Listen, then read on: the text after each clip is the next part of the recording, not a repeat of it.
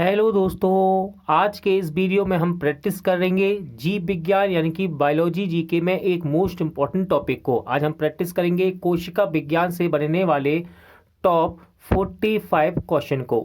दोस्तों, ये सभी क्वेश्चन एमसीक्यू फॉर्मेट में होंगे और कोशिका विज्ञान एक मोस्ट इम्पॉर्टेंट टॉपिक है जो कि एसएससी से लेकर रेलवे और स्टेट लेवल के एग्ज़ाम में आपको यहाँ से क्वेश्चन दिखाई देते हैं।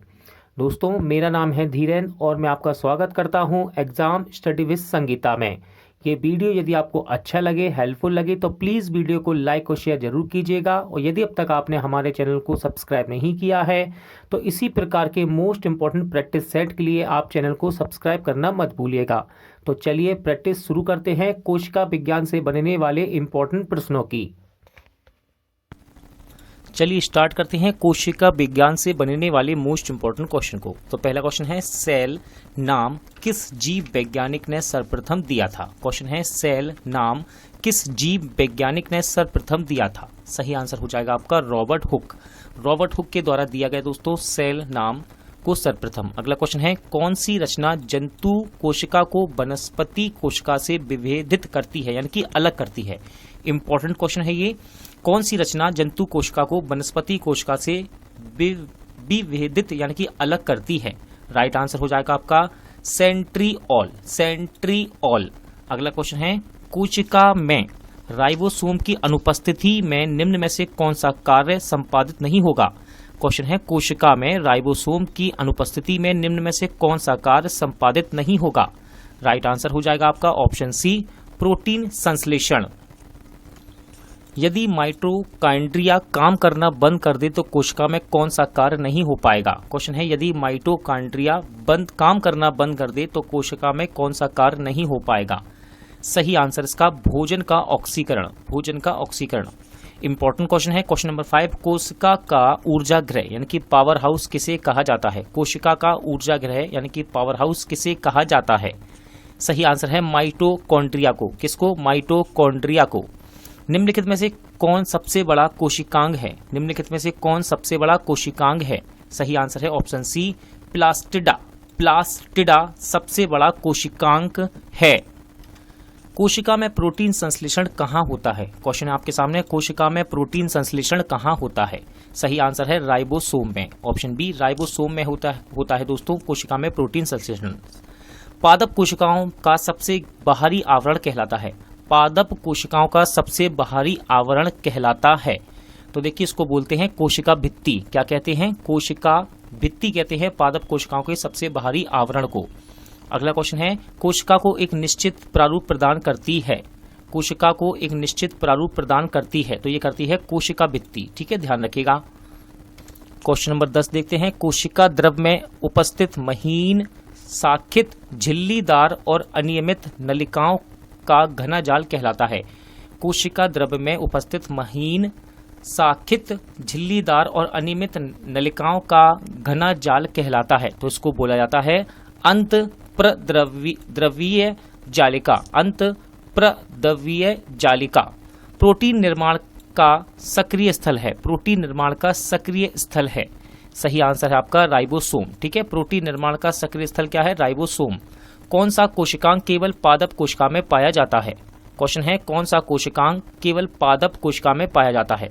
सही आंसर हो जाएगा आपका ऑप्शन डी, उपयुक्त सभी। देखिए, कोशिका भित्ति, लवक और रिक्तिकाएं ये सभी कोशिका केवल पादप कोशिका में पाई जाती हैं। अगला क्वेश्चन है, कोशिकीय श्वसन का सक्रिय स्थल है। कोशिकीय श्वसन का सक्रिय स्थल है। राइट आंसर है आपका ऑप्शन बी, माइटोकॉन्ड्रिया। कोशिकीय श्वसन का सक्रिय स्थल क्या है? माइटोकॉन्ड्रिया। आवर्णी लवक। आवर्णी लवक मुख्यतः पाए जाते हैं। आवर्णी लवक मुख्यतः पाए जाते हैं तो ये पाए जाते हैं जड़ों की कोशिकाओं में। कहाँ? जड़ों की कोशिकाओं में।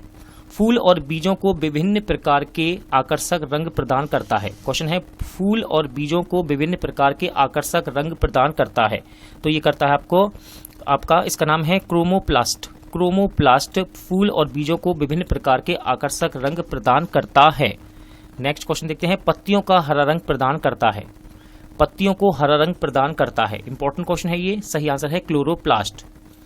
नेक्स्ट है, और सबसे ज्यादा इंपॉर्टेंट क्वेश्चन कहूंगा मैं इसको, कोशिका विज्ञान से कोशिका की आत्महत्या की थैली कहलाता है, कोशिका की आत्महत्या की थैली कहलाता है।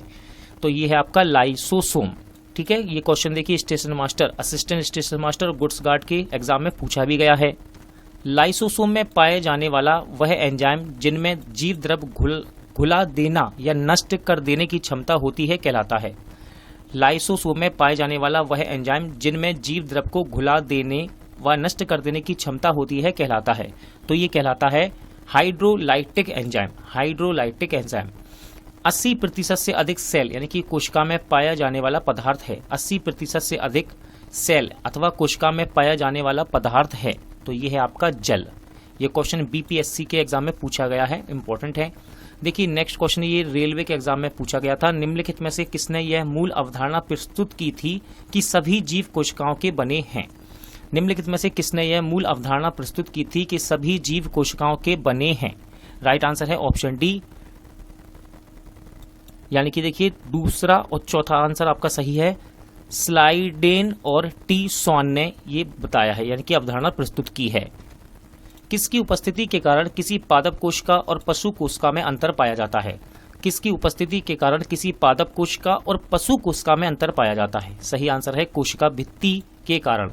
इंपॉर्टेंट क्वेश्चन है, देखिए तीनों ही एग्जाम में पूछे गए हैं। अगला क्वेश्चन है गोल्जी कॉय का प्रमुख कार्य है। गोल्जी कॉय का प्रमुख कार्य है, तो देखिए इसका प्रमुख कार्य है स्त्रावी। ऑप्शन डी राइट आंसर है स्त्रावी।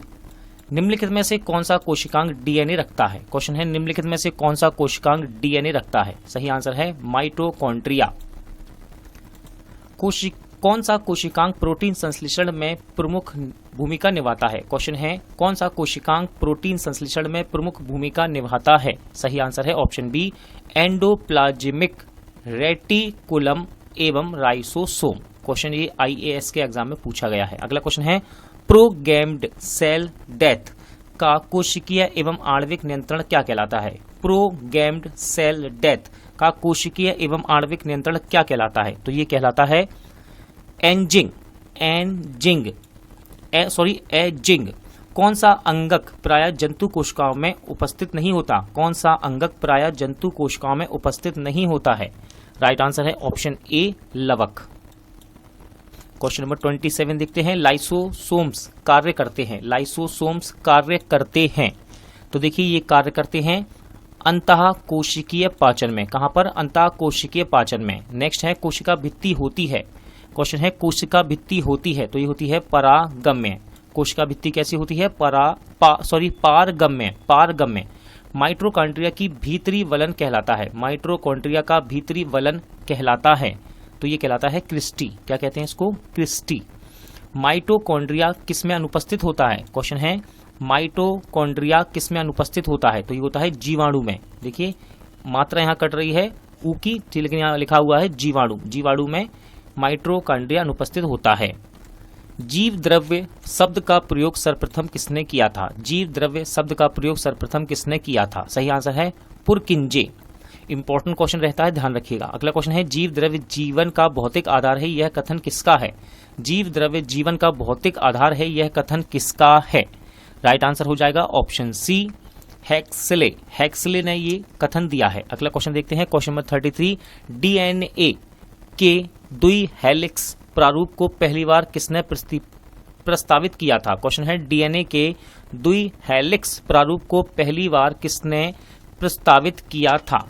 सही आंसर हो जाएगा आपका option A Watson and Crick. Nucleus की खोज सर्वप्रथम किसने की थी? क्वेश्चन है न्यूक्लियस की खोज सर्वप्रथम किसने की थी? सही आंसर है ब्राउन ने। किसने? ब्राउन ने। कोशिका की क्रियात्मक गतिविधियां नियंत्रण होती हैं। कोशिका की क्रियात्मक गतिविधियां नियंत्रित होती हैं। सही आंसर है केंद्रक के द्वारा। किसके द्वारा? केंद्रक के द्वारा। गुणसूत्र शब्द प्रदान किया है। देखिए इंपॉर्टेंट क्वेश्चन है ये। गुणसूत्र शब्द प्रदान किया है, तो ये किया है बाल्डेयर ने। ऑप्शन बी राइट आंसर है, बाल्डेयर ने प्रस्तुत किया है गुणसूत्र शब्द को। अगला क्वेश्चन है अंत प्रद्रव्य जालक की खोज की है। अंतः प्रद्रव्य जालक की खोज किसने की है? राइट आंसर है आपका ऑप्शन बी पोर्टर ने। किसने? पोर्टर ने। इलेक्ट्रॉन सूक्ष्मदर्शी की खोज किसने की? इंपॉर्टेंट क्वेश्चन बनता है।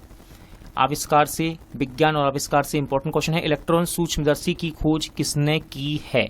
सही आंसर है नॉल तथा रस्का ने। किसने? नॉल तथा रस्का ने। वास्तविक केंद्रक किसमें अनुपस्थित होता है?